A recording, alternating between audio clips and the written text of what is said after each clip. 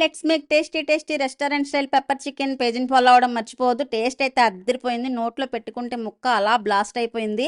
ఈ నోరూరించే pepper chicken ఎలా చేసుకోవాలో ఇప్పుడు చూపించేస్తాను. దీనికోసం ముందుగా స్టవ్ వెలిగించి కడాయి పెట్టుకొని ఇందులోనే 2 టేబుల్ స్పూన్ల ధనియాలు, 1 టేబుల్ స్పూన్ జీలకర్ర, 1 టేబుల్ స్పూన్ సోంపు, 2 టేబుల్ స్పూన్ల మిరియాలు, 4 లవంగ మొగ్గలు, 2 ఎలాచి, 1 మరాఠీ మొగ్గ, అనాస పువ్వు వేసి స్టవ్ని లో ఫ్లేమ్లో పెట్టి ఈ స్పైసెస్ అన్ని బాగా దోరగా వేయించుకోవాలి. ఇలా వేయించుకొని పక్కన పెట్టుకున్నాక ఇదే స్టవ్ మీద వెడల్పాటి బాండి పెట్టి ఒలిసి పెట్టుకున్న 10 వెల్లుల్లి రెబ్బలు, 4 ఎండుమిర్చి, 2 రెమ్మల కరివేపాకు వేసుకొని ఇందులోనే ముందుగా కట్ చేసి పెట్టుకున్న ఉల్లిపాయ తరుగు, కొంచెం సాల్ట్ వేసి 2-3 నిమిషాలు మగ్గించుకున్న తర్వాత ఇందులోనే ఫ్రెష్గా నూరుకున్న అల్లం వెల్లుల్లి పేస్ట్ 1 టేబుల్ స్పూన్ వేసి పచ్చివాసన పోయేంత వరకు వేయించుకున్నాక ముందుగా శుభ్రం చేసి పెట్టుకున్న చికెన్ కూడా వేసి మరొక 3 నిమిషాలు ఉడికిన తర్వాత కొద్దిగా పసుపు, కారం, టేస్ట్కి సరిపడ సాల్ట్, చికెన్ మసాలా, మనం ముందుగా ఫ్రై చేసి పెట్టుకున్న ఈ పెప్పర్ పౌడర్ మొత్తాన్ని కూడా వేసేసుకొని ఈ మసాలాలు బాగా పట్టేలా కలుపుకోవాలి. ఇక్కడ గుర్తుపెట్టుకోవాల్సిన విషయం ఏంటంటే కొంచెం గ్రేవీ ఉంటుంది కానీ మసాలా పొడి మొత్తం వేసుకొని చికెన్ పీసెస్కి బాగా పట్టేలాగా హై ఫ్లేమ్లో పెట్టి టాస్ చేసుకొని ఒక 10 నిమిషాల పాటు ఫ్రై చేసుకోవాలి. 10 నిమిషాల తర్వాత ఒక అరచక్క నిమ్మరసాన్ని పిండి మరొక 5 నిమిషాలు స్టవ్ని హై ఫ్లేమ్లోనే పెట్టుకొని బాగా టాస్ చేసుకుంటూ ఉండాలి.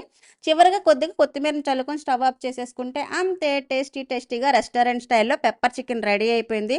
చూస్తుంటే నోరు ఊరిపోతుంది కదా. మస్ట్ ట్రై అని చెప్తాను. మీరు రెస్టారెంట్కి వెళ్ళే పని లేకుండా చాలా సింపుల్గా ఈజీగా చేసేసుకోవచ్చు. నేనైతే టేస్ట్ని చాలా ఎంజాయ్ చేస్తున్నాను. మీరు కూడా ఎంజాయ్ చేయండి. పేజీని ఫాలో అవ్వడం మర్చిపోవద్దు. వీడియో ఎలా అనిపించిందో కమెంట్ సెక్షన్లో కమెంట్ చేయండి.